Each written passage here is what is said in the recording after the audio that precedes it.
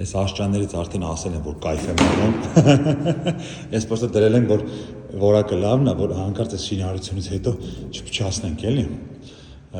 Հաղթանակ թաղամաս, 2 հարկանի սեփական տուն, 250 քառակուսի մետր հողատարածք, ինձ թվում է այսօրվա իրականության մեջ լրի հերիք է։ Վերանորոգում արածա վաճառքի նպատակով չսարքած տունը։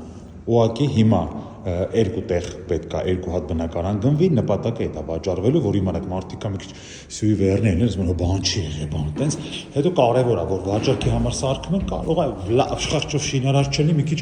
էկոնոմիաներ անի, բայց այդտեղ ոչ մի էկոնոմիա չկա, դա նույնիսկ շինարարության